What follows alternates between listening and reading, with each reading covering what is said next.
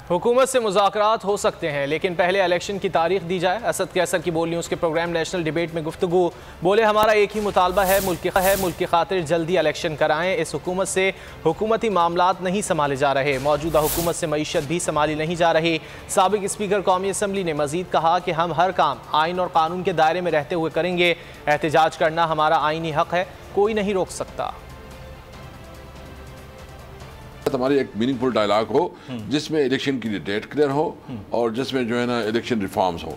बाकी भी इश्यूज पे बात हो सकती है, लेकिन हमारा मेन एजेंडा यही है अर्ली इलेक्शन। और अर्ली इलेक्शन के लिए भी हम चाहते हैं कि वो हमारा एक आपस में अंडरस्टैंडिंग हो और एक अंडरस्टैंडिंग से हम एक डेट पे करें और अगर उसी तरह का इंटरम सेटअप आए और अगर कोई रिफॉर्म्स करनी पड़ेंगी इलेक्शन कमीशन में, लॉज में, वो भी हम तैयार है। यानी हम इससे ज़्यादा हम लचक नहीं दिखा सकते कि न इससे गवर्नेंस संभाली जा रही है, न इससे इकोनॉमी संभाली जा रही है, न इससे जो ना लॉ एंड ऑर्डर की सिचुएशन संभाली जा रही है। लॉन्ग मार्च जो है ना कोई अनकॉन्स्टिट्यूशन नहीं है।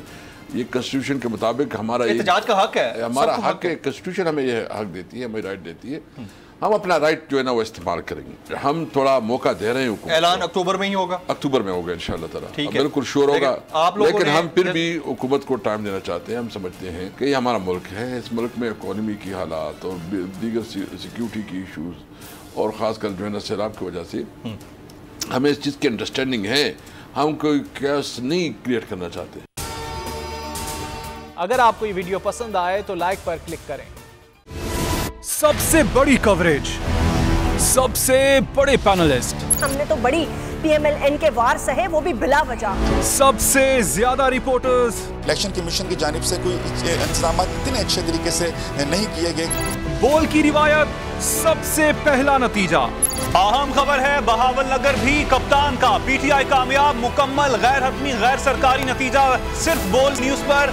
लम्हा बा लम्हा इलेक्शन की खबर सिर्फ बोल पर। सब्सक्राइब करें और बेल दबाएं ताकि कोई खबर रह न जाए।